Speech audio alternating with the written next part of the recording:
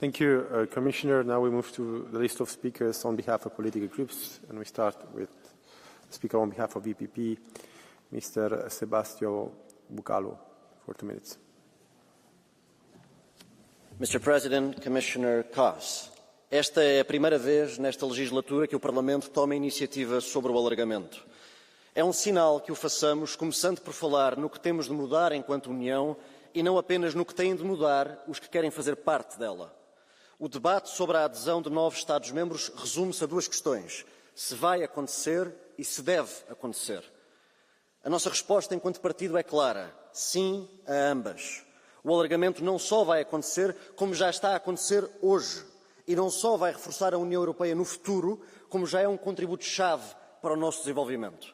Na segurança, quando aprofundamos a integração gradual dos países candidatos, não são só os países candidatos que ficam mais seguros, é a União como um todo que fica menos vulnerável. Não é por acaso que os incluímos no Livro Branco para a Defesa e na Estratégia de Segurança Interna. Mais alargamento também é mais segurança. Quando integramos os países da adesão no mercado interno, não é só a sua economia que ganha oportunidades, é a União como um todo que ganha competitividade.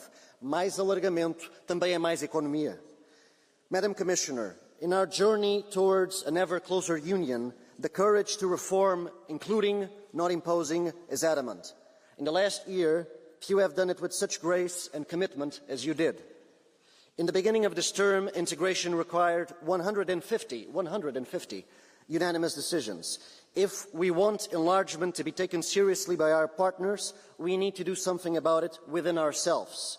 In 2029, besides an enlargement commissioner, we can also have an enlarged Europe, and a stronger one too. For those who have visited the candidate countries, it is clear today, for them, enlargement is no more than an act of faith.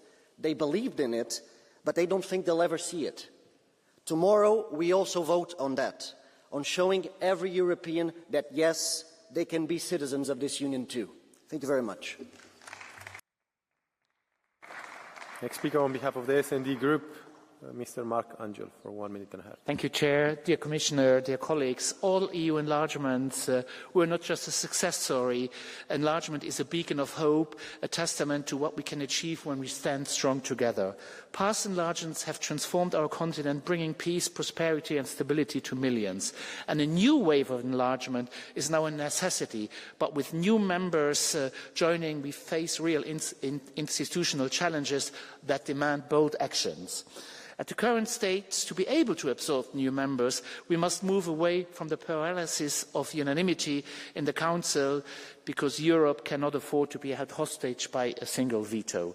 We should fully utilise the flexibilities already offered by our current treaties to act faster and to act smarter. But this is not enough. We need the courage to adopt targeted treaty changes and reflect the ambitions of our citizens of a union ready for the future. The Council must not shy away from this conversation, and I regret its absence today here. Silencing the debate on treaty change is not an act of caution, but a dangerous retreat from responsibility. Dear colleagues, the time is to act now. Let's move beyond paralysis and division, ignite the spirit of solidarity and justice, and build a stronger Europe. I thank the rapporteur, Sandro Gozi, for his excellent work, and we must work hard together, because we must, before the end of this mandate, make sure that those candidate countries who advanced quickly, who are doing many efforts, become a member of this European Union. Thank you very much. On behalf of the Patriots for Europe Group, Marieke Ellers, for 1 minute and a half. Dank u wel, voorzitter. Volgens sommigen is de uitbreiding van de Europese Unie een doel op zich. Voor hen is de ever closer union per definitie ook een ever expanding union. Een groot wereldrijk dat voortdurend macht, dominantie en invloed moet vergroten om relevant te blijven. De PVV en de Patriots for Europe zien dat echter anders. De EU heeft duidelijke politieke, culturele en natuurlijke grenzen.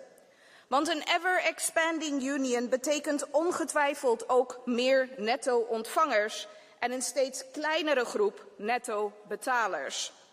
Deze herverdelingsmachine verzwakt de EU als geheel, maar ook de afzonderlijke lidstaten. Brussel geeft een feestje en de Nederlandse burger mag opdraaien voor de kosten. We mogen dus wel steeds meer betalen, maar als het van de eurofielen afhangt, hebben we ook steeds minder te zeggen. Want volgens dit rapport zou een unie van 30 of meer lidstaten politiek vastlopen als elke lidstaat zijn vetorecht zou behouden. En daarom willen ze het vetorecht afschaffen. Uitbreiding is geen vooruitgang als het ten koste gaat van doeltreffendheid, soevereiniteit en gezond verstand. We moeten stoppen met het verzamelen van lidstaten alsof ze postzegels zijn. Zowel bij migratie, Europese regelgeving en uitbreiding van de Unie geldt hetzelfde principe. Genoeg is genoeg en less is more. On behalf of ECR, Mr. Charlie Reimers. Thank you, Mr. President, Commissioner. Swedish voters didn't elect me to give away their votes to Brussels, yet that is exactly what this report proposes. Removing national veto powers and centralizing decision-making far from the people. Here is why. Can you explain to Swedish voters why we should grant EU membership to a country that hosts terrorists, fuels organized crime, and drives migration into Europe? Can you convince them that EU citizenship should be handed to 85 million Muslims? Can you persuade Swedish taxpayers that they must pay even more into Brussels? Of course not. That's why you want to take away Sweden's sovereignty. I was sent here to defend Swedish democracy, not to dismantle it, and that is why I vote no. Sweden first, always. Next speaker on behalf of Renew Europe Group, Monsieur Charles Goerens. Monsieur le Président, chers collègues, l'Europe, telle une voiture, dispose d'un frein et d'un moteur. Pour lui permettre de suivre sa voie, nous avons intérêt à ce que ces deux fonctions soient conduites avec prévoyance et détermination. Sandro Gozi nous a évoqué le prix du non-fonctionnement et du recours excessif aux freins. Maintenant, le propriétaire de la voiture Europe s'apprête à augmenter d'un tiers le nombre de ses passagers. Quiconque a une faible idée de ce qui se passe dans le monde en 2025 doit admettre que la dite voiture ne répond plus aux attentes d'une Europe puissance. Elle doit donc passer au garage. Non pas pour l'aider à mieux ralentir, car nombreux sont ceux qui veulent freiner des quatre fers, mais si nous voulons atteindre le régime de croisière, nous devrions doper son moteur. Les garagistes Letta et Draghi nous ont fait savoir que si nous laissons inchangé le fonctionnement de la voiture Europe, très bientôt la Chine et les États-Unis ne nous verraient déjà plus dans leur rétroviseur. Merci. Next speaker on behalf of the group of the Greens, Rainer van Lanschot, for 1 minute and a half. Thank you. Thank you. Dear colleagues, I've been to Montenegro, Georgia, Albania, Moldova and Ukraine. For the people there, the EU is freedom, prosperity and democracy. For them, the EU equals hope. New countries joining is also good for our economy and for our security. And some of these countries, they are reforming incredibly fast, but the EU itself has stayed still. Colleagues, the EU is the biggest diplomatic achievement in history, but does not work well enough today. Good ideas are blocked. We live in a vetocracy. We can't wait to welcome new members, but enlargement has always happened with big changes to how we work together. The EU at the moment has two big problems. Firstly, a lack of action. Secondly, a lack of democratic legitimacy. Let's fix that. Let's give the EU the power to act and citizens the power to decide how the EU should act. Europeans don't want to live in the ruins of a vetocracy. We want to live in a house of a united European democracy. A house where we can welcome new countries and where we can all say, we are Europe. Thank you. The next speaker on behalf of the Left Group, Anthony Smith. Président, collègues, commissaires, Nous le disons devant cet hémicycle, l'élargissement ne sera un succès que s'il est au service des peuples et de l'amélioration des conditions de vie, et non uniquement vu comme un outil géopolitique au service de logiques guerrières qui sont à des années-lumière des aspirations des peuples d'Europe. Mais votre Union européenne se résume dans les faits à un ensemble de moyens permettant une concurrence libre et non faussée au service de la prédation des grands groupes capitalistes et d'une vision politique impérialiste, un modèle dans lequel la question sociale est encore et toujours absente. Pourtant, l'accueil de nouveaux États devrait se concevoir et se réaliser autour d'un socle commun ambitieux de droits sociaux et de garanties collectives pour les travailleuses et les travailleurs, négociations collectives, hausse massive des salaires et des congés payés, renforcement des législations sociales, notamment en matière de respect de la santé et de la sécurité au travail, moyens renforcés pour les inspections du travail, égalité réelle entre les femmes et les hommes au travail. Autant dire que nous ne cessons de nous éloigner de cet objectif, comme en atteste le cours réactionnaire de la Commission européenne et de ses relais au sein du Parlement qui s'apprêtent à enterrer le devoir de vigilance des multinationales. Accueillir de nouveaux États devrait aussi permettre de protéger la mobilité des travailleurs en mettant fin au statut du travail détaché pour que les travailleurs bénéficient de l'intégralité des droits sociaux du pays où ils sont employés. Voilà un moyen de mettre fin aux pratiques de dumping social comme fiscal qui détruisent la vie de millions de salariés et de leurs familles. L'élargissement devrait être un levier de construction d'un continent plus juste où les droits sociaux, les contre-pouvoirs démocratiques soient la règle et qui rejette la concurrence généralisée, le dumping, la corruption. Ce n'est pas le sens du rapport qui nous est aujourd'hui proposé. Merci. The next speaker on behalf of ESN Group, Станислав Стоянов, for 1 minute and a half. Благодаря, господин председател. Разширяването на Европейския съюз е правен и политически процес. Превръщането му в геополитически инструмент подкопава самия договор за Европейския съюз, а премахването на правото на вето на практика би го превърнал във втори Съветски съюз. Европейският съюз трябва да се разширява според ясни критерии, а не по удобство. Реформа е необходима, но с нея не бива да се прибързва. Още по-малко да се използва като прикритие за авторитаризъм или федерализация. Подобна реформа не беше извършвана преди разширяванията към Централна и Източна Европа. Напротив, самите страни кандидатки се реформираха с цената на огромни лишения. Тя трябва да бъде обмислена много внимателно, съхранявайки суверенитета и правото на вето. Правото на вето в Съвета на Европейския съюз явно е пречка за управляващия бюрократичен елит. Призовава се за неговото премахване. Това би превърнало партньорството между страните членки в принуда. Никакво единство няма да се постигне, а господство над несъгласните. Този подход вече води до абсурдни резултати. Северна Македония, която все още не е член на Европейския съюз, открито се застъпва за гласуване с квалифицирано мнозинство в съвета. Това е опит за заобикаляне на ангажиментите, поети от Скопие през 2022 година към целия Европейски съюз. Реформа е необходима, но тя трябва да бъде обект на сериозен анализ и не с цената на суверенитета на страните членки. Ще повторя още веднъж. Без право на вето Европейският съюз се превръща в Съветски съюз. Благодаря. So we concluded the list of speakers on behalf of political groups. We open the blue card procedures, and again, the first speaker now is Mr. Sven Simon for 1 minute and a half. President, Commissioner, Europe once again stands at a historic crossroads, and colleague Stoyanov, of course the decision has a geopolitical meaning, and we all know, colleagues, such windows of opportunity open and they also close again. Too often we have opened them only to close them half-heartedly afterward, and each time the disappointment in the Western Balkans has grown. This is about our credibility, our stability, and our ability to act in an increasingly dangerous world.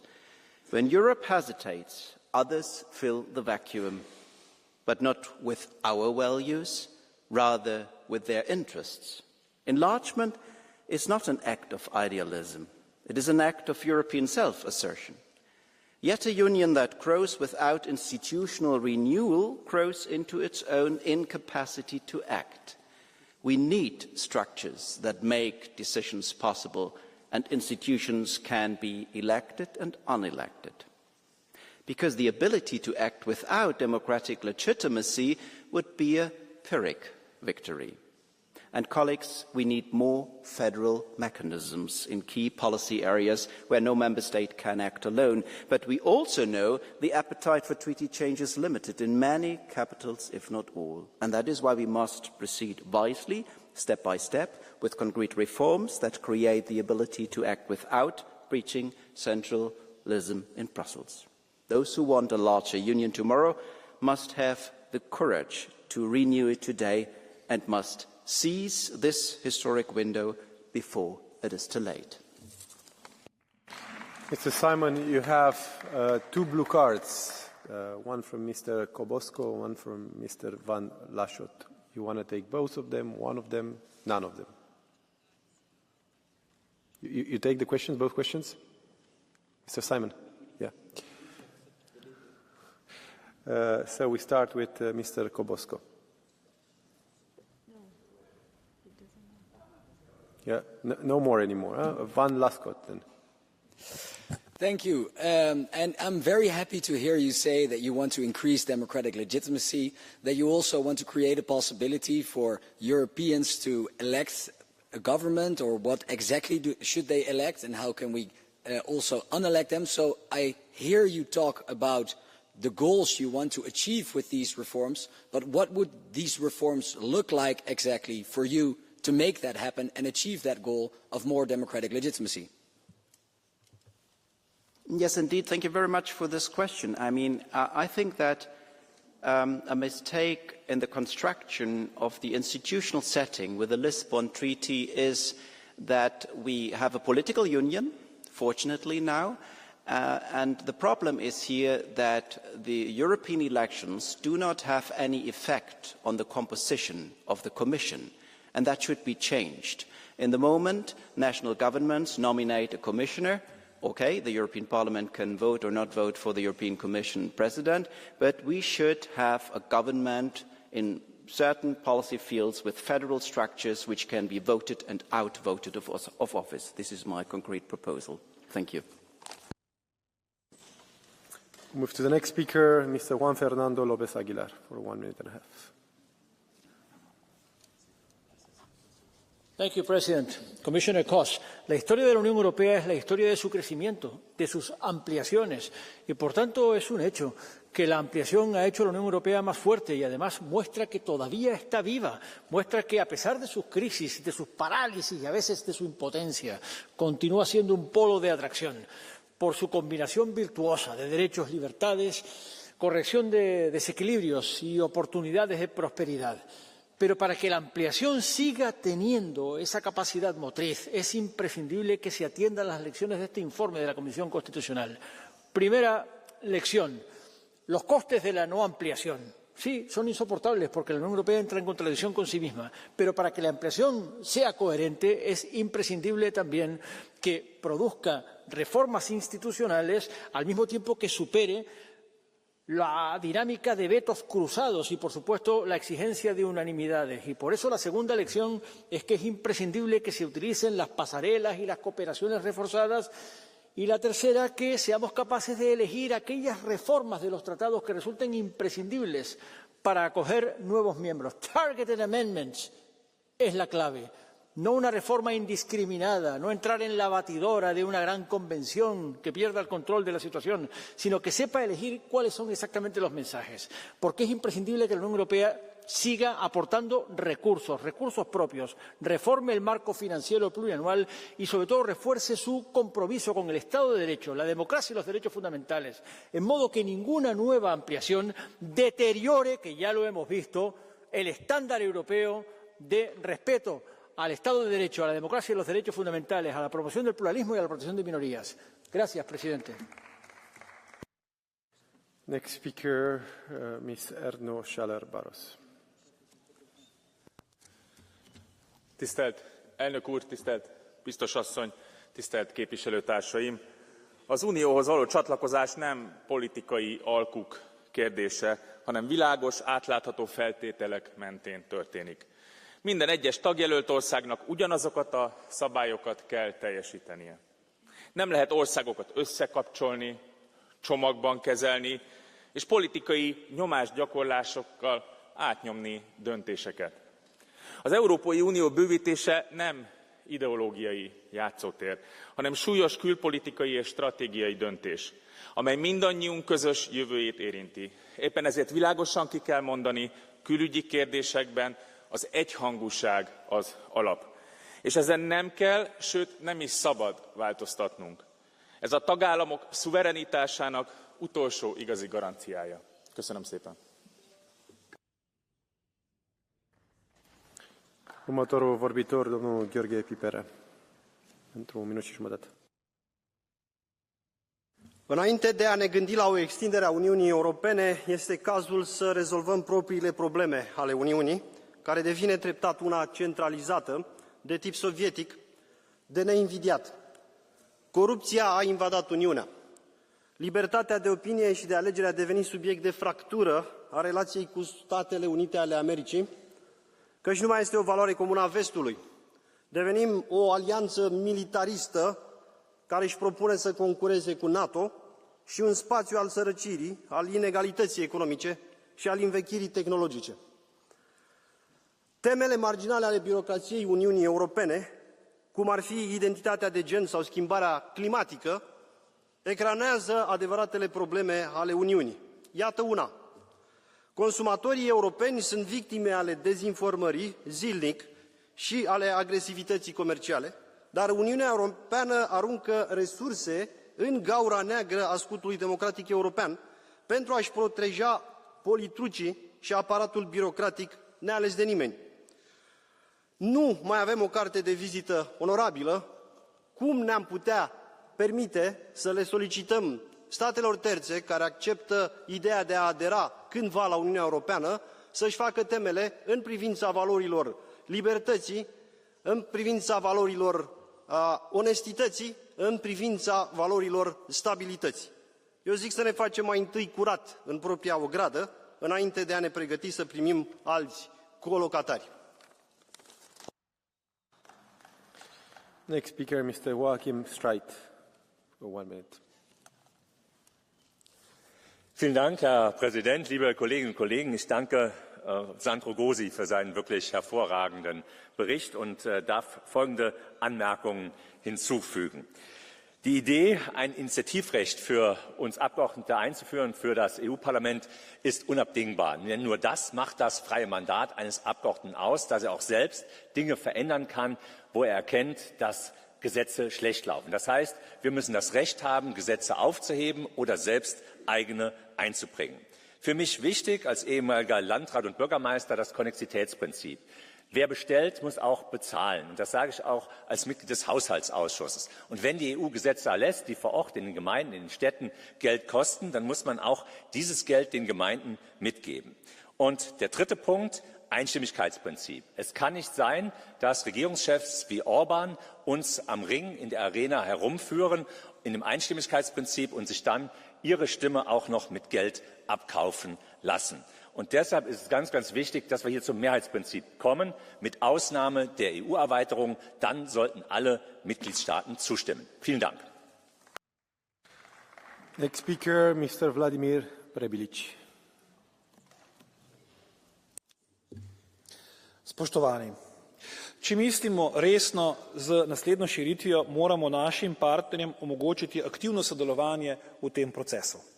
Kot nacionalni zakonodajalci morajo prevzeti odgovornost za implementacijo evropskega pravnega reda v državah kandidatkah. To pomeni, da moramo že danes v tem parlamentu našim kolegicam in kolegom Zahodnega Balkana omogočiti status opazovalcev.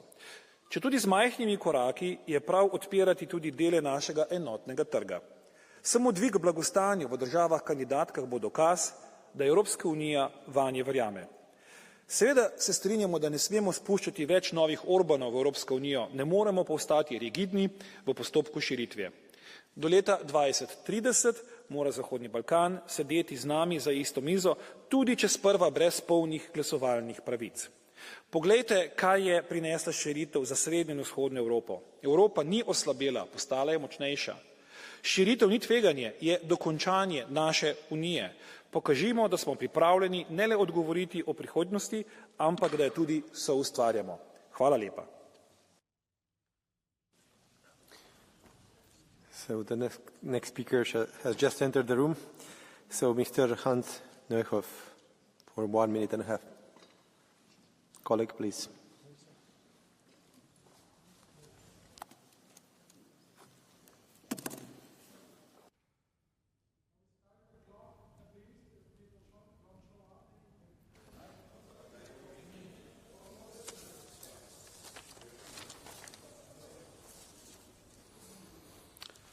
Kolleginnen und Kollegen, wer die EU zu einem Zentralstaat machen möchte, der sollte das den Unionsbürgern auch so sagen.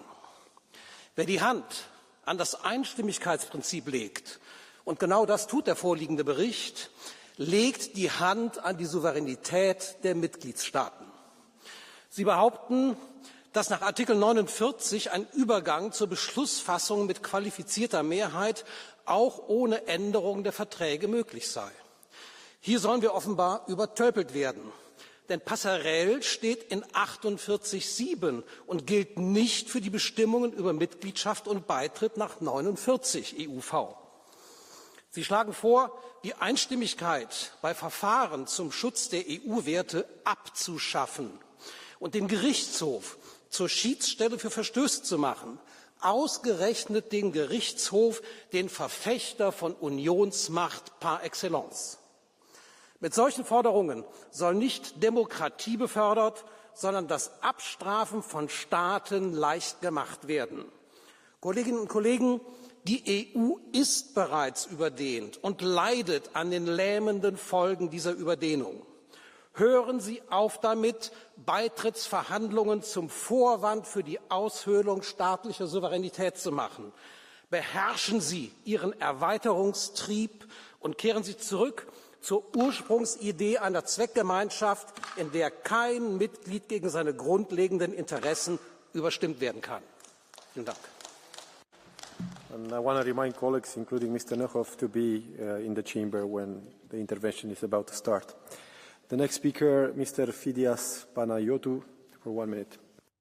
The European Union is becoming bigger, and I think in general this is good news. In a world with big powers like the United States, China, Russia and India, our small European countries must stay united to survive, develop and compete.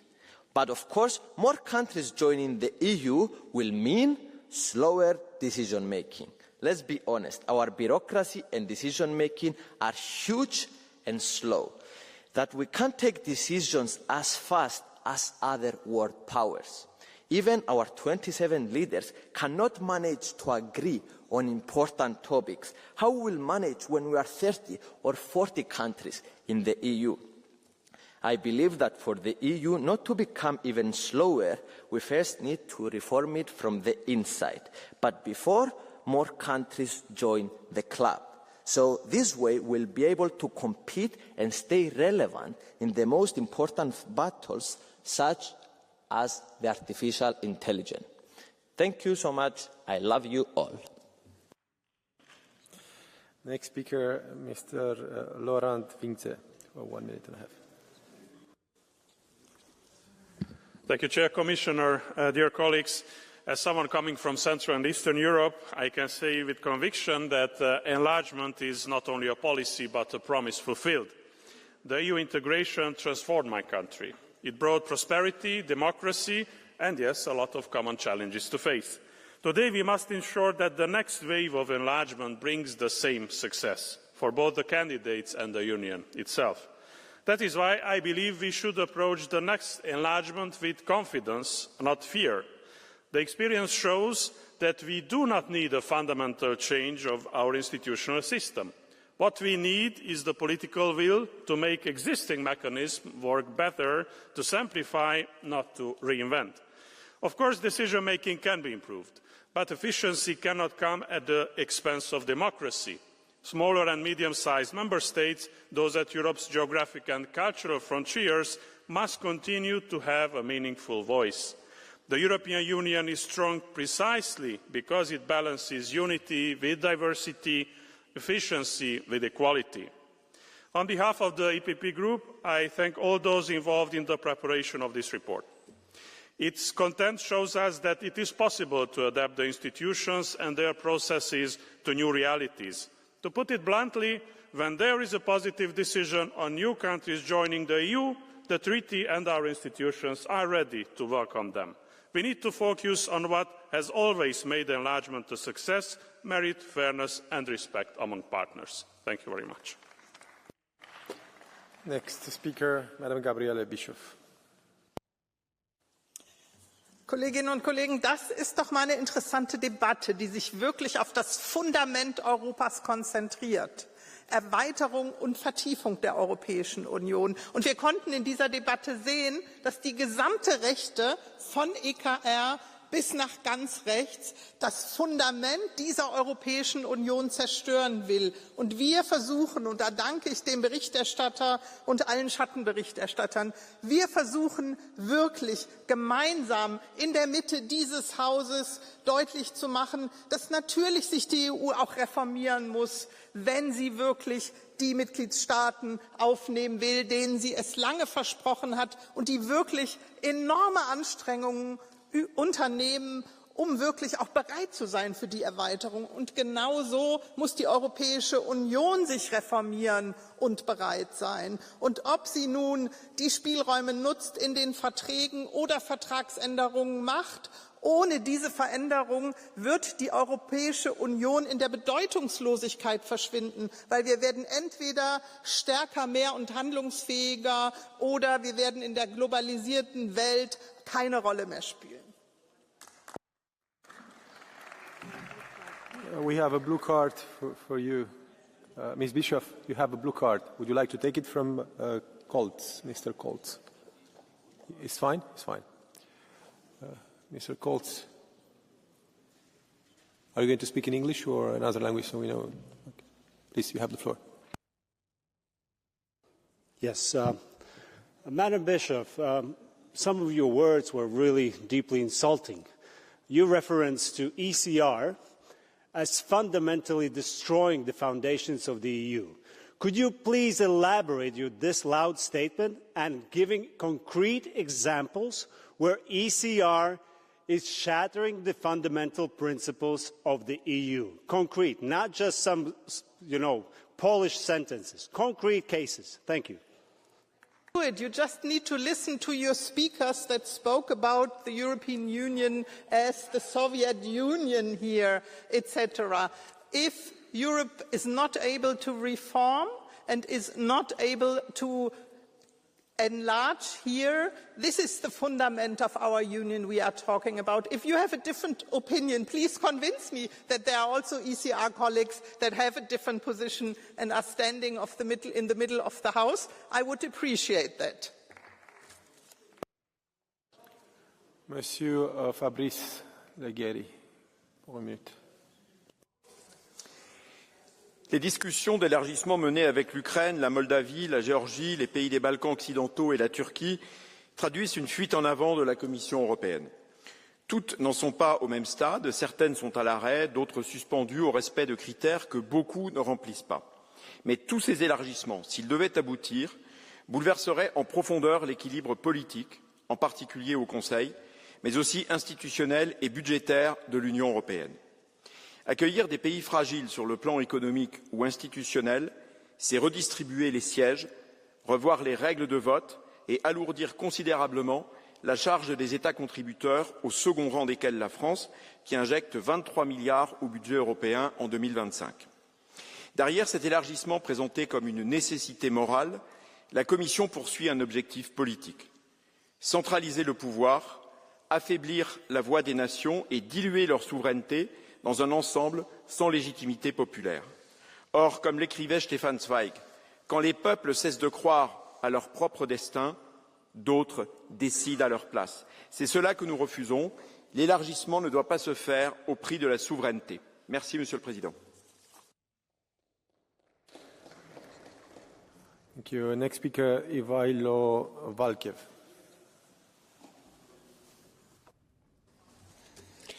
Благодаря, господин председател, госпожо комисар, уважаеми колеги. Да, въпросът за разширяването на Европейския съюз е крайъгълен за Европа, но аз не мога да се съглася с това, че това разширяване трябва да се случи на всяка цена и най-вече с промяна на правилото за единодушие в съвета или иначе казвам отмяна на така нареченото вето. Преди няколко дни госпожа фон дер Лайен посети държавите от Западните Балкани и за пореден път заяви подкрепата на Европейския съюз за региона. Няколко неща направиха впечатление обаче. Например, в Сърбия господин Вучич насочи темата за сътрудничество в посока на компенсиране на Сърбия заради американските санкции срещу петролната компания НИС, чийто мажоритарен собственик е руската Газпром, а премиерът на Северна Македония господин Мицкоски от своя страна за пореден път сам постави под въпрос европейската интеграция на своята страна заради вписването на българската общност в Конституцията. Също в Македония президентът госпожа Силяновска-Давкова пък заговори за креативен подход към поетите ангажименти, което е един много хубав балкански начин да се каже заобикаляне на ангажиментите. Аз истински вярвам, че интеграцията на Западните Балкани и помирението на това буре с барут ще бъде от огромна полза за Европейския съюз във всеки един смисъл. Но за да се случи, това трябва да бъде при ясни правила, спазване на копенхагенските критерии, а не чрез неясно тълкуване на договора за Европейския съюз и заобикаляне на съществуващите правила, каквито предложения, маскирани под термина институционални реформи, съдържащи се в настоящия доклад, виждаме. Благодаря. Next speaker, Petras Austrevicius. Mr. Chair, Madam Commissioner, colleagues, significant geopolitical shifts and security threats in Europe and around the world must be harnessed to unify Europe, strengthen the European project, and bolster the European Union's standing as a geopolitical actor. Our shared vision for Europe encompasses political unity, securing of the continent, economic growth, and a competitive single market. This requires a willingness and readiness to enlarge and the determination to implement internal EU reforms. Europe can no longer afford to delay making the necessary decisions. We must identify the optimal time to implement needed internal reforms so that by integrating new members, we can collectively become stronger and more effective. This year must see the start of accession negotiations with Ukraine and the Republic of Moldova, turning our promises into action. This will practically illustrate our response to building a secure and united Europe. Thank you. Mr. Daniel Freund. Liebe Kolleginnen und Kollegen, die europäische Einigung, die Europäische Union ist eine unfassbare Erfolgsgeschichte. Und ich glaube, dass sie vor allen Dingen auf zwei Prinzipien beruht. Immer engere Union, die weitere Integration, aber eben auch die Erweiterung, dass wir Länder, die noch vor kurzem unter Diktatur, unter Sowjetherrschaft gelebt haben, jetzt als starke Demokratien hier Teil dieses Europäischen Parlaments, der europäischen Institutionen sind. Diesen Weg, den wollen wir weiter bestreiten, denn er macht uns stärker, er macht uns reicher, er macht uns alle gemeinsam demokratischer, dass wir Konflikte heute hier und in Brüssel in Verhandlungen und eben nicht mehr im Schützengraben klären. Was für ein Erfolg. Und wenn ich mir angucke, was die CDU, was die Konservativen dazu noch vor wenigen Jahren gesagt haben, wir wollen die europäische Einigung nicht nur festhalten, wir wollen voran auf dem Weg zum europäischen Bundesstaat. Und jetzt sagt Friedrich Merz, ich habe nie zu denen gehört, die das Wort der Vereinigten Staaten von Europa wollten. Und ich habe selbst dazu beigetragen, dass es aus der Programmatik der CDU gestrichen wurde. Wie sollen wir so weiter Europa stark machen? Das ist der falsche Weg. Wir müssen in der demokratischen, proeuropäischen Mitte für Vertragsänderungen, für ein engeres Europa kämpfen. Vielen Dank. Mr. Jan-Peter Wanke, for 1 minute. Herr Präsident, Frau Kommissarin! Zunächst möchte ich Herrn Gozi für seinen Bericht danken. Der Bericht analysiert den verfassungsmäßigen Status der EU und zieht dann Schlussfolgerungen für die Struktur im Falle einer Erweiterung auf mehr als 30 Mitglieder. Während ich diese Analyse teile, habe ich doch Bedenken hinsichtlich des Kurses der EU und seinen vorgeschlagenen Verfassungsänderungen. Der Bericht offenbart die schwere Verfassungskrise, in der sich die EU schon jetzt befindet. Denn eine Verfassung ist ja nie wirklich zustande gekommen. Wir handeln jetzt nach mühselig verhandelten Lissabon-Verträgen. Wir müssen unsere Bürger fragen, wie viel Nationalstaat wir behalten und abgeben wollen. Und über Friedensfähigkeit oder Kriegstüchtigkeit müssen die Bürger in einem Alter bis 35 Jahre entscheiden, denn sie verbluten auf den künftigen Schlachtfeldern und sind meistens nicht in diesem Parlament vertreten. Einer europäischen Rüstungsindustrie stimme ich zu, wenn diese sich in gesellschaftlichem Eigentum befindet und sich einer Kontrolle dieser unterzieht.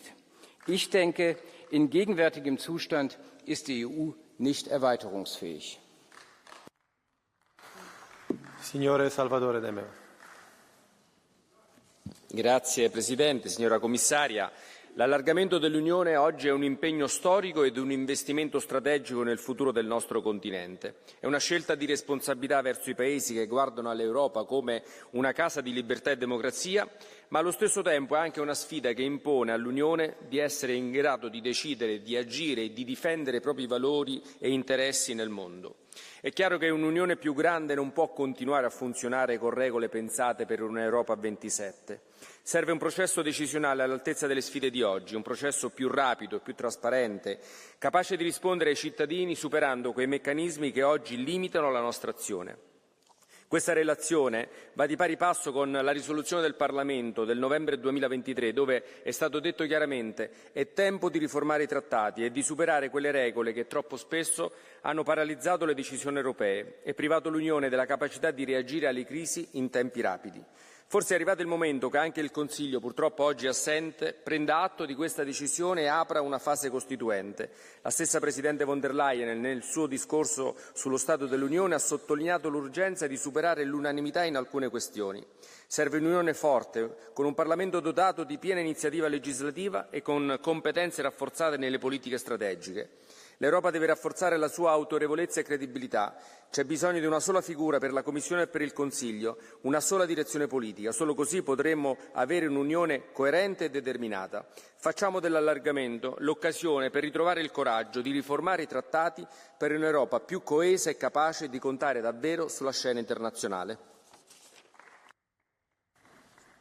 Mr. Reuten, for 1 minute. Thank you, President. Dear colleagues, 15 to 20 years, that's how long some accession countries are in the waiting room. Citizens in and outside the EU become sceptical about our intentions. We need to restore credibility of enlargement. It's a geopolitical necessity, and it makes our union stronger. It does not mean abandoning merit-based processes. It means we should invest efforts where it's merited. We also need to change our paralysis by design. Hence, I welcome the proposal of Antonio Costa. Interim benchmarks should not require unanimity. Thank you for your strong stance. And yes, we need reforms, but even without new members, we must adapt to new realities and move towards a more federalist union at a minimum on foreign affairs and defence. Let's not use our flaws as an excuse not to live up to the promise of European unification and building that stronger union. Thank you. Thank you. Next speaker, Mr. Juan Carlos Girauta Vidal. Gracias, señor presidente. No nos preocupa tanto la ampliación como los procedimientos de paulatino borrado de la soberanía con que quieren llevarla a cabo. Primero nos dicen que quieren más Europa. Luego descubrimos que eso significa menos soberanía, menos voz y menos libertad para las naciones. Lo llaman eficiencia, pero en realidad es miedo. Ustedes tienen miedo a los gobiernos que no aceptan su agenda, miedo a los partidos patriotas que crecen en toda Europa y devuelven el poder a las naciones. Maquillan este golpe a la independencia de las naciones, única base de soberanía, única base de legitimidad, intentando nuevos foros como el Ágora Europa, una especie de teatro participativo donde los ciudadanos podrán hablar. ¿Cuántos? ¿300 millones se reunirán? ¿400 millones? Parece que se han olvidado de que la verdadera Ágora ya existe. Se llaman elecciones. Hay ventajas de la unanimidad que quisiera destacar. Con la unanimidad se evita que una mayoría circunstancial imponga su voluntad a todos. Es la última garantía de respeto a nuestra soberanía. No creo que haya terminado el tiempo. Gracias. Lo dejo aquí. Gracias. Yeah, the time is over. Thank you so much. We move to the next speaker, Gadis Gadi. 1 minute.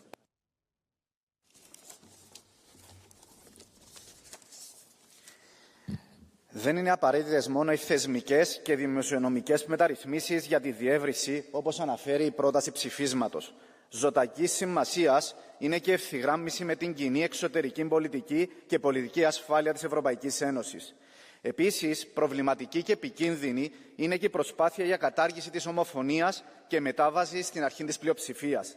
Δηλαδή, κυρία Επίτροπε, αν η Τουρκία εξυπηρετεί τα στρατιωτικά και οικονομικά συμφέροντα της πλειοψηφίας των ευρωπαϊκών κρατών, επιτρέπεται να συνεχίσει να εργολιοποιεί το μεταναστευτικό, να εξοπλίζει τρομοκρατικές οργανώσεις όπως το ISIS και η Χαμάς, να απειλεί με πόλεμο Ελλάδα, Κούρδους και Ισραήλ, να κατέχει παράνομα την Κύπρο και να μην συνεργάζεται ως αγνοούμενους, να εμποδίζει έργα κοινού ευρωπαϊκού ενδιαφέροντος όπως κάνει με τον GSI και το EastMed.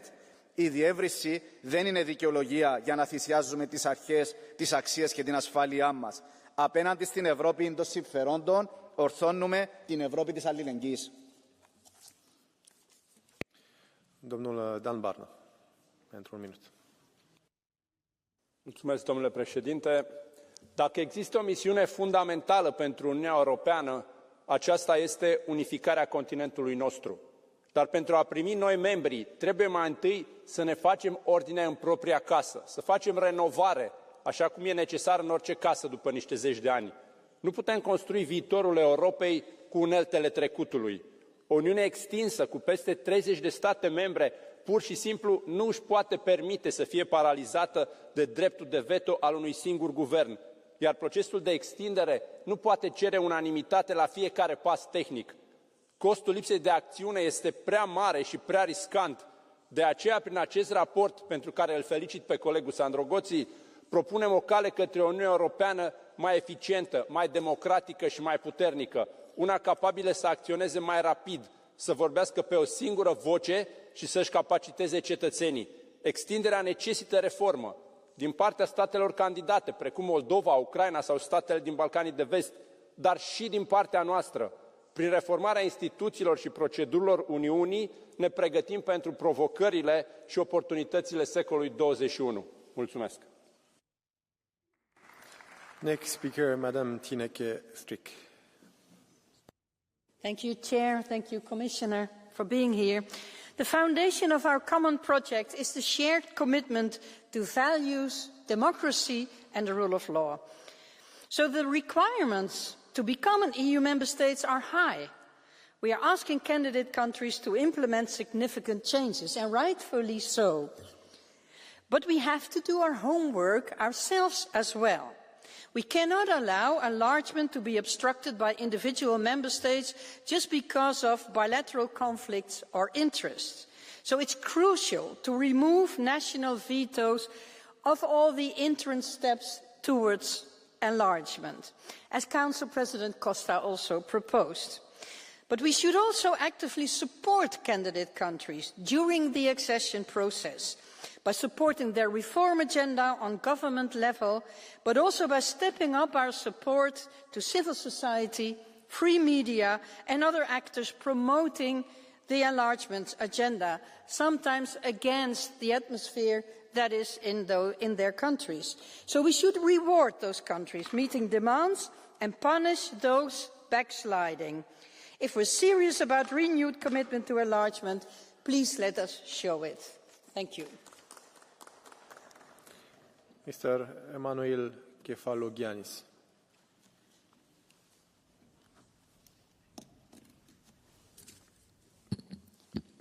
Κυρίες και κύριοι συνάδελφοι, η κατάργηση της ομοφωνίας δεν μπορεί να υιοθετηθεί σε δύο περιπτώσεις. Στην αναθεώρηση των συνθηκών και στην εισδοχή νέων μελών.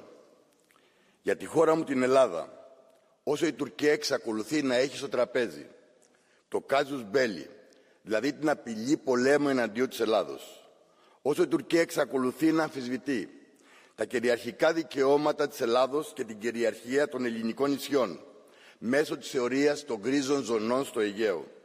Η Ελλάδα δεν πρόκειται να συνενέσει για να ενταχθεί η Τουρκία στο πρόγραμμα SAFE για την ευρωπαϊκή άμυνα. Όσο η Τουρκία κατέχει το 40% της Κυπριακής Δημοκρατίας, μιας χώρας πλήρους μέλους της Ευρωπαϊκής Ένωσης, όσο η Τουρκία παραβιάζει το διεθνές δίκαιο του Οργανισμού των Ηνωμένων Εθνών για το δίκαιο της θαλάσσης με το ψευτοτουρκολιβικό μνημόνιο, η Ελλάδα δεν πρόκειται να αποδεχθεί την κατάργηση του βέτο για την εισδοχή νέων μελών και την αναθεώρηση των συνθηκών. Σας ευχαριστώ για την προσοχή σας. Domnul Vasile Dâncu, pentru un minut. Mulțumesc, domnule președinte, stimați colegi. Raportul domnului Sandro Gozi este un exemplu de proiect rațional și curajos în același timp. Uniunea Europeană cu adevărat se află în fața unui moment decisiv. Extinderea a fost privită ca o promisiune politică, dar este un test al capacității noastre instituționale. Dacă vrem o Uniune mai mare, trebuie o Uniune mai eficientă. Raportul nostru arată clar. Fără reforme, extinderea riscă să blocheze mecanismele decizionale și să slăbească încrederea cetățenilor. Trebuie să ajustăm votul în Consiliu, să consolidăm rolul Parlamentului și să pregătim o comisie adaptată unei Uniuni de peste 30 de state. O Uniune extinsă trebuie să rămână capabilă să decidă rapid, să protejeze valorile democratice și să acționeze unitar pe scena globală. Extinderea și reforma trebuie să meargă împreună. Numai așa vom avea o Europă mai puternică și mai credibilă. Mulțumesc. Mr. Ondrej Gnotek. Děkuji, pane předsedo. To je šílenost, co předvádíte. Opět chcete oslabit členské státy a posílit Brusel. Podmiňovat přijetí například balkánských států zrušením práva veta je čistá zoufalost. Zrušit právo veta totiž znamená odevzdat se většině a často také bruselským technokratům, často zcela mimo realitu. A já věřím spolu s patrioty, že kdyby bylo v minulosti více práva veta, tak bychom dnes v Evropské unii chodili po bezpečnějších ulicích. V některých státech by neprobíhala plíživá islamizace Evropy, evropský průmysl by nestagnoval a nehrozila by tady například cenzura na sociálních sítích. Takže prosím, něco vám povím, ať si to všichni zapamatují. Hnutí ANO a patrioti pro Evropu nikdy nepodpoří zrušení práva veta. Děkuji. Următorul vorbitor, domnul Adrian George Axinia. Raportul Gozi ar trebui predat la cursurile de logică din întreaga Europa. Este exemplu perfect de premise corecte și concluzii halucinante care nu au cum să decurgă din asumțiile inițiale. În loc să discute despre cum să facem să ajutăm statele candidate să îndeplinească mai repede condițiile pentru aderarea la UE, raportul recomandă niște aberații, ca de exemplu eliminarea vetourilor statelor membre, ceea ce echivalează cu dorința unui sistem autocratic. O a doua aberație, să-i dăm Ursulei von der Leyen libertate totală să se ocupe de achiziția de tehnică militară, probabil pe același sistem cum s-a ocupat și de vaccinuri. Și nu în ultimul rând să stabilească majoritatea din Parlamentul European, cum arată regulile electorale din statele membre, eventual să interzică și partide. Eu, ca europarlamentar român, susțin extinderea Uniunii Europene. Sunt state care au început acest proces, au făcut reforme și sacrificii și merită să fie alături de noi. Nu sunt de acord să existe cuplaje, așa cum se întâmplă cu Ucraina și Republica Moldova. Cred că fiecare stat trebuie evaluat individual, abordarea fiind mai eficientă decât una pe valuri. Asta cred că ar ajuta Republica Moldova, care este pregătită și dornică. Mulțumesc! Thank you very much. The next speaker is Mr. Кючук for 1 minute. Благодаря, господин председател. Госпожо Кос, в свят, в който определено липсват идеи за бъдещето, този доклад идва в правилния момент, защото докладът на господин Гоци дава отговор на много сложния въпрос. Как да направим и двете? И да се разшири Европейския съюз, нещо от което имаме необходимост, и в същото време да направим необходимите реформи, за да може Европейския съюз да отговоря на очакванията на собствените си граждани не в 20 век, а в 21 век. Предстоят много важни дебати за бъдещето на общата селскостопанска политика, за многогодишната финансова рамка. Не е възможно в рамките на този политически инструментариум, с който разполагаме, ние да се разширим и в същото време да бъдем адекватни на тези политики, които трябва безспорно да се реформират. Така че приветствам идеите за по-ефективен съюз, за един съюз, който работи по-бързо, за един съюз, който е по-силен и за един съюз, който е отговорен пред собствените си граждани. Време е за сериозни реформи, но е време и за разширяване. Европейския съюз трябва да покаже политически ръст, че е готов да бъде на висотата на тези очаквания. Thank you very much. The next speaker is Mrs. Thofko for 1 minute. Dear President, Madam Commissioner, Russian aggression against Ukraine, as well as the end of the wars in Western Balkans, has made us aware that the only true tool for bringing peace and security to the borders of the European Union is the enlargement process. The Western Balkan countries have been dragged through the labyrinth of bureaucratic procedures of the European Union and philosophy of whether we can accept more countries in our EU family or whether we must first change the rules of decision-making. So this report as well goes along this line. Dear Mr. Gozi, although I really appreciate your role in bringing Croatia as well at the table at a time when no one wanted to discuss these issues, but it's not the time to discuss the treaty changes. Countries that have rejected the hegemonic approach of the big brothers in the unions of the past, those who escaped Russian hegemony in the Soviet Union or Serbian dominance in former Yugoslavia, will never accept being placed in the unequal position in the decision-making process of further enlargements, and that's the philosophy of the further enlargements. We all have to be equal. The countries that are entering to this union are entering under the conditions that they will be equal. So it's not about the mercy, it's about the honesty to admit whether we want or not the further enlargement process. Thank you very much. Thank you very much. The next speaker is Mr. Benifei for 1 minute. L'allargamento dell'Unione Europea è una precisa scelta politica. Oggi i processi di adesione hanno ripreso slancio, ma se vogliamo accogliere nuovi membri non possiamo solamente aggiungere delle sedie al tavolo. Prima di allargarsi l'Unione ha bisogno di riforme istituzionali profonde per un processo decisionale più efficace, semplificato e mirato. Bisogna andare di pari passo. Anche il rapporto Draghi, spesso evocato in queste aule, lo dice chiaramente: serve modificare i trattati per superare il vincolo dell'unanimità e se non si può farlo subito usiamo strumenti che già abbiamo, come le clausole passerella e le cooperazioni rafforzate. Ma dico di più, chi è pronto a fare di più insieme lo faccia, senza paura di un'integrazione differenziata. Serve un lavoro serio, perché ogni nuovo ingresso non diluisca l'unità europea, ma la renda più unita, più forte, più vicina ai suoi cittadini. Possiamo farcela lavorando insieme con impegno e determinazione. Thank you very much. The next speaker is Mr. Tanger for 1 minute.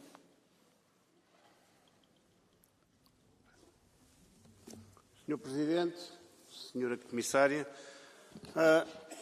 nós somos a favor do alargamento, obviamente, principalmente naquilo que se relaciona com os países dos Balcãs Ocidentais, porque há um buraco negro que está ali no meio da Europa que é fundamental preencher. No entanto, o alargamento não deve ser um pretexto para destruir a unanimidade, esmagar os países pequenos ou diluir a soberania. E já agora queria dizer-vos, cuidado com as declarações do Sr. António Costa, porque ele destruiu Portugal e eventualmente poderá vir a destruir a União Europeia também. Neste caso, concretamente, nós afirmamos sempre a precedência dos Estados sobre Bruxelas. E mais, não são as instituições que estão desatualizadas, é a burocracia que complica a vida das instituições em Bruxelas. São os burocratas a mais, burocracia a mais, não são a parte política, não é a parte política que prejudica as instituições europeias, e sim a máquina burocrática, esse monstro que foi criado ao longo dos anos. Muito obrigado. Thank you very much. The next speaker is Mr. Krutilek for 1 minute. Vážený pane předsedající, vážená paní komisařko, rozšíření není jenom náš vnitřní problém, ale má i geopolitický rozměr. Aktuálně se mluví o Ukrajině, o Moldavsku, ale v čekárně je dlouho už docela i západní Balkán. Pokud nyní zabředneme do nekonečných debat o tom, co bychom měli v EU udělat a vnitřně změnit, tak nám uteče to, co je podstatné. Vzpomeňme si na roky debat o Evropské ústavě, o Lisabonské smlouvě, úplně jsme prohospodařili nějakých 6 let. Mezitím země, které mají o přistoupení zájem, mohou ten zájem ztratit a zároveň se i Evropská unie může sesypat zevnitř, protože pokud budeme ve federalizaci příliš tlačit na pilu, tak některé státy budou chtít ven, tak jak se to stalo v případě Velké Británie. A to je, myslím, scénář, který si nikdo z nás nepřeje.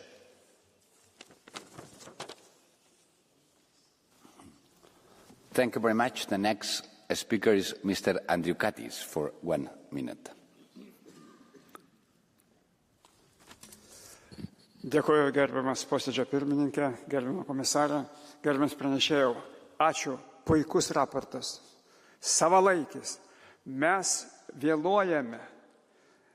Jau pereitais metais reikėjo pradėti diskusijas apie tai, kaip turim paruošti ES institucijas ir valstybės narės plėtrai ir tuo pačiu pagerinimui. Sorry, it's not working, the English translation.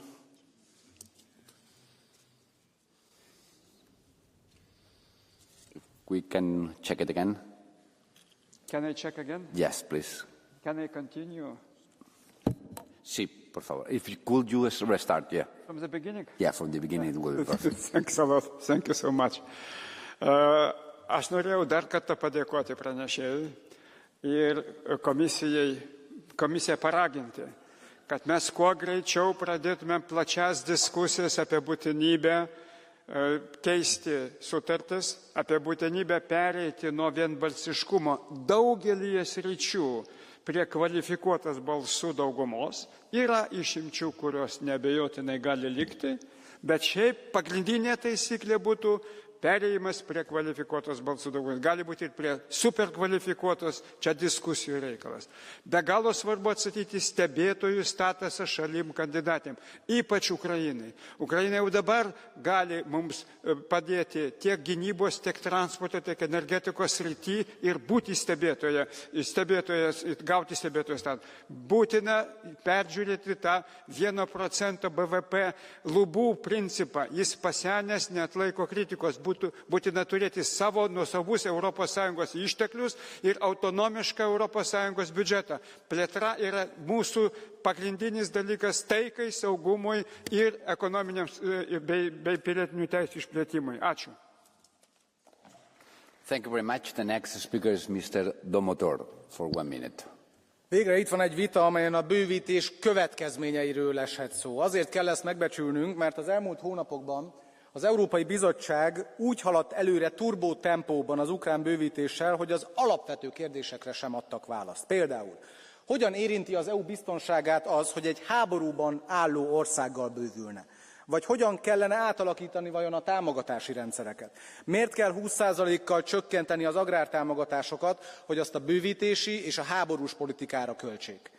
Vagy például, abba bele sem megyek, hogy a biztos asszony szerint teljesen rendben vannak a kisebbségi jogok Ukrajnában, miközben ennek az ellenkezője igaz, a nyelvhasználati jogokat korlátozzák. Most ezekre a kérdésekre nincsen válasz, és társadalmi egyeztetés sincs. Ehelyett mi van? Az, hogy ki akarják iktatni a kétkedő hangokat. Át akarják írni az egyhangú döntéshozatalt, hogy ne kelljen figyelembe venni azokat az országokat, amelyeknek fenntartásaik vannak.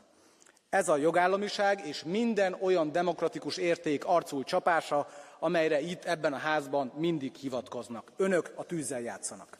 Köszönöm.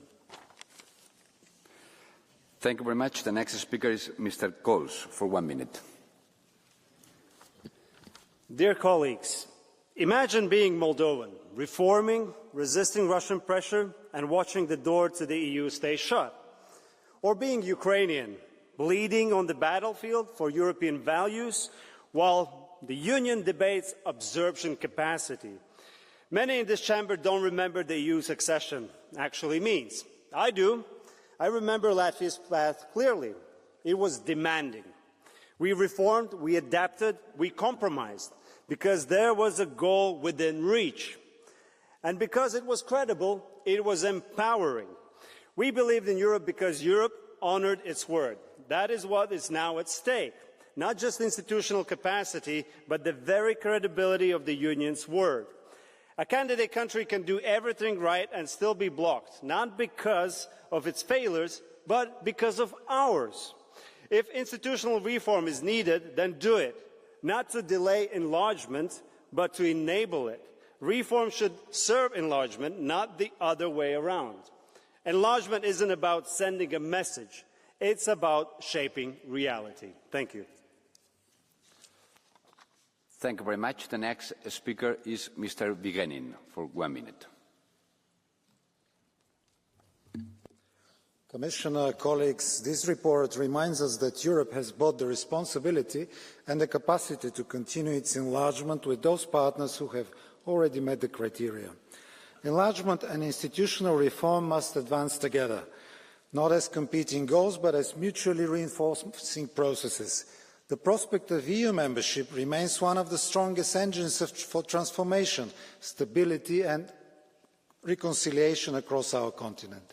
Completing the Union towards the southeastern and eastern edges is therefore not only a matter of geography, but of fulfilling the European project's promise of unity and stability.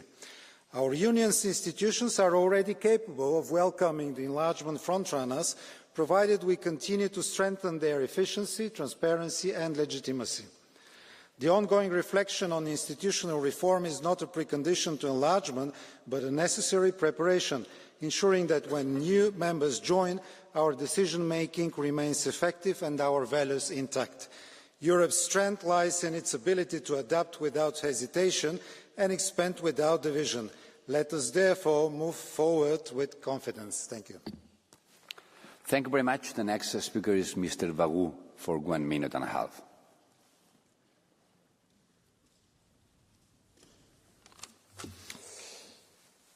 Il est très fréquent au sein de l'Union européenne de voter des rapports dont le titre est séduisant, mais dont le contenu l'est moins. Aujourd'hui, nous débattons des changements que provoquerait dans le fonctionnement des institutions l'entrée de nouveaux pays dans l'Union européenne. Le Rassemblement national s'oppose à l'élargissement systématique. Il s'y oppose d'autant plus que les 10 pays candidats souffrent d'importantes carences de développement économique, de culture démocratique et de stabilité politique. Le rapport, d'ailleurs, en fait lui-même l'aveu. Cependant, nous pouvions, à titre d'hypothèse, chercher à imaginer quelles seraient les conséquences de l'adhésion de ces pays sur le fonctionnement de l'Union. Ce n'est malheureusement pas ce que fait ce rapport qui considère l'adhésion de ces pays comme une certitude et qui se consacre dès lors, pour l'essentiel, à identifier comment l'Union européenne peut en tirer prétexte pour accaparer toute une série de nouvelles compétences. Tout y passe. Europe de la défense, fin de l'unanimité des États au Conseil, ressources propres européennes, c'est-à-dire impôts européens, et bien sûr révision des traités vers encore plus de fédéralisme, presque dans le meilleur des cas, et pourquoi pas un État unique. L'élargissement n'est ici que le cheval de Troie de l'autoritarisme européen. Nous espérions que les leçons des élections européennes de 2024 auraient été tirées. Il semble que l'Union européenne veuille rester aveugle, ne pas entendre la rupture voulue par les peuples. Le Rassemblement national, désormais plébiscité, portera leur voix. Okay, sorry, but you have a blue card. I don't know if you want to accept it. It's coming from Mr. Tonin. Okay, then it's accepted. If could use the 30 seconds. Perfect. It's your turn. Lansko leto smo praznovali 20. obletnico velike razširitve Evropske unije, kjer se je pridružila tudi Slovenija. Leta 2004 se je to zgodilo. You don't have a translation. Prevod zdaj deluje? If could you wait until it's... I can wait, no problem. Just tell me when the translation will work. Okay. Now I will switch to Slovenian. Pred 21 leti se je zgodila velika širitev, katerega del je bila tudi Slovenija. In lansko leto so bili narejeni izračuni, kdo je najbolj pridobil z širitvijo Evropske unije. Upoštevaje vse obstoječe stare članice, pa tudi tiste nove. In Francija je bila med 3 tistimi državami, ki je širitvijo najbolj pridobila. Torej, zanima me, zakaj vi nasprotujete nečemur, ker je za Francijo dobro, ker ji prinaša ogromno ekonomskih benefitov.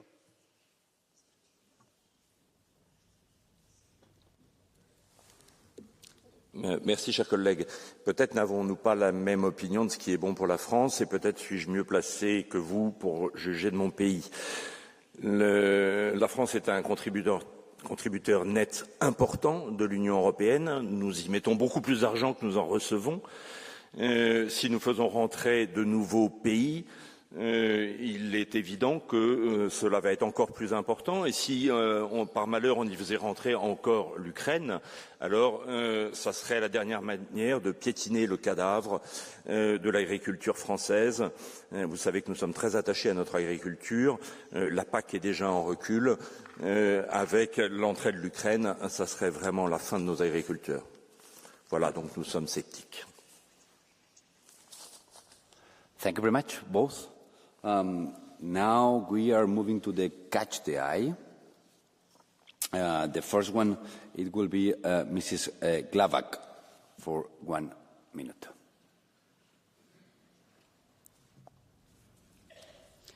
Hvala vam lijepa. Poštovana povjerenice, kolegice i kolege, proširenje Europske unije nije tek administrativni proces, niti skup tehničkih poglavlja, to je politički čin, izraz naše vizije i naše odgovornosti, ali i odgovornosti država članica koje bi željele pristupiti Europskoj uniji. U vremenu kada se granice Europe ponovno crtaju, kada autokracije propituju njezine vrijednosti, proširenje je odgovor, a ne rizik.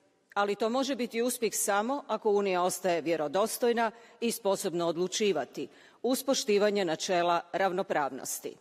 U isto vrijeme moramo čuvati ono što Europu čini jedinstvenom, ravnotežu između velikih i malih članica, novih i starih članica. Naša poruka mora biti jasna, proširenje da, reforme da, ali Europa ravnopravnih članica mora ostati srce Unije. Moramo biti sposobni reagirati brzo, to je točno, ali brzina ne smije zamijeniti odgovornost. Postoje mehanizmi koji omogućuju napredak bez gubitka ravnoteže, premošćujuće klauzule, strukturirane suradnje i konstruktivna suzdržanost, ne ukidanje prava veta. Hvala lijepa. Thank you very much. The next speaker it will be Mr. Tinkynen for 1 minute.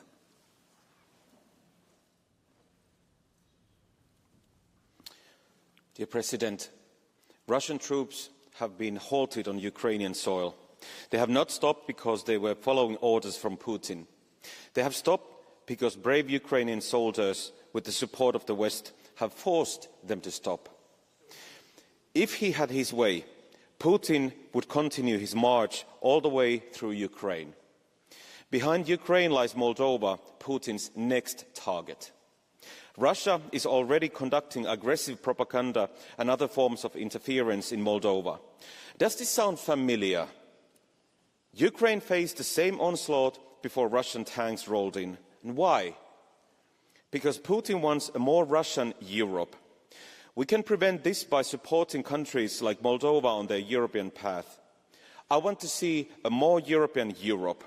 Europe without Russian propaganda, without Russian interference, and without Russian tanks. Thank you. Thank you very much. The next speaker is Mr. Kobosko for 1 minute. Thank you, Chair. I'll be speaking in Polish.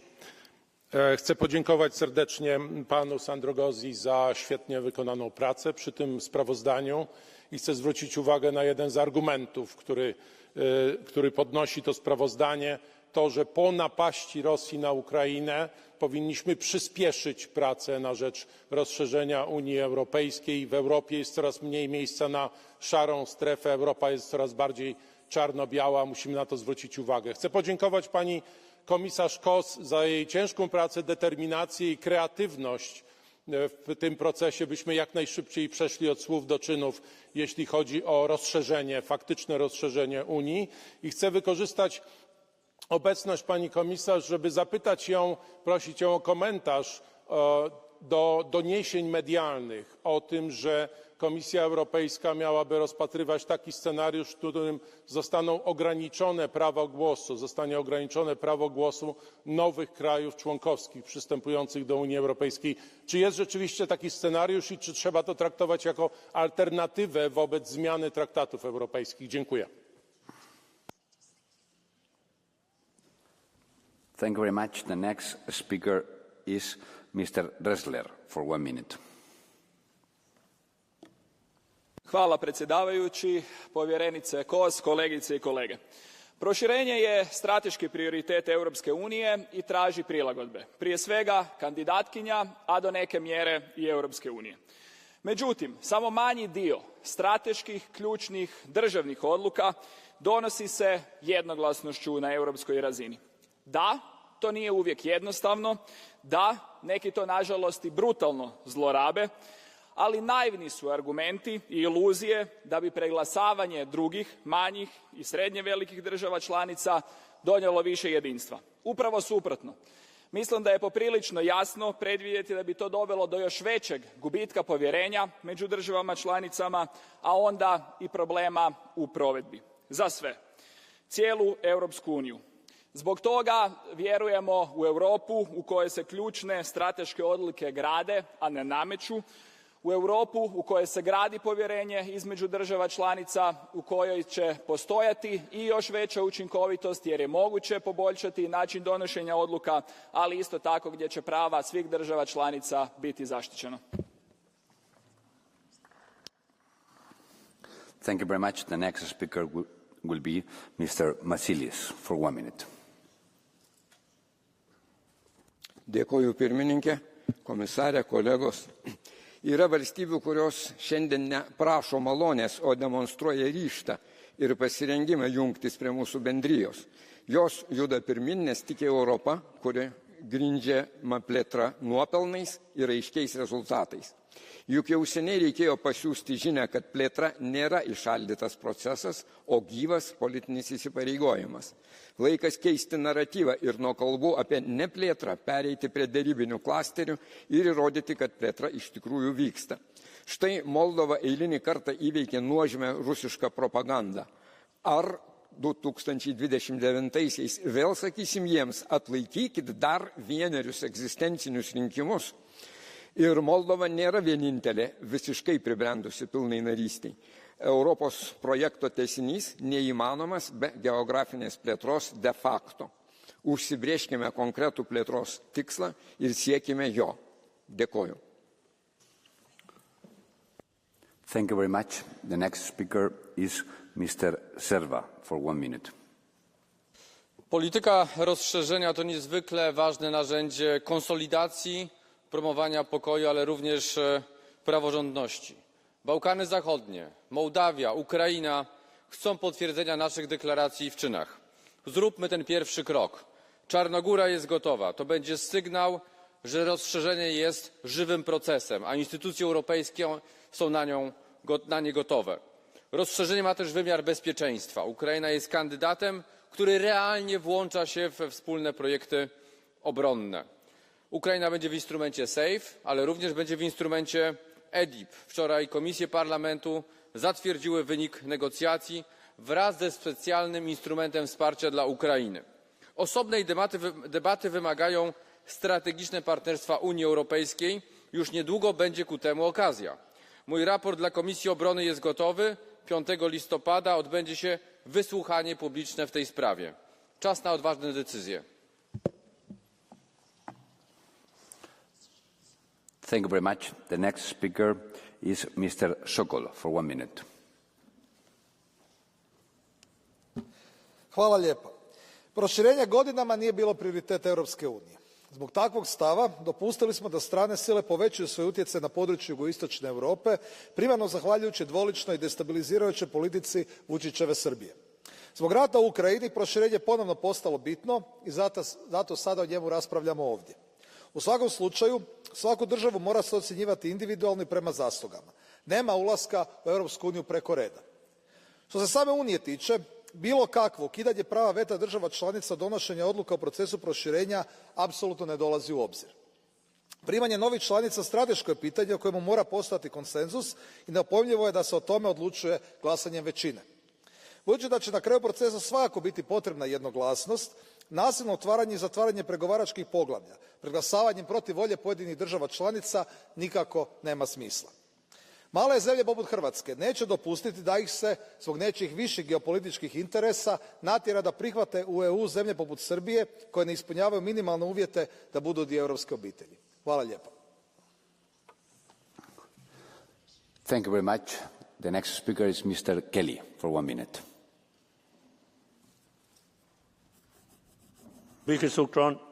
I've always been in favour of enlargement.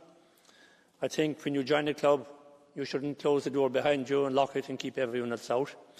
My country has benefited hugely from joining the European Union way back in 1973. And then, of course, we had Brexit. I always felt that the best answer to Brexit is enlargement. And there are many countries who want to join the European Union rather than leave it. But joining also has responsibilities.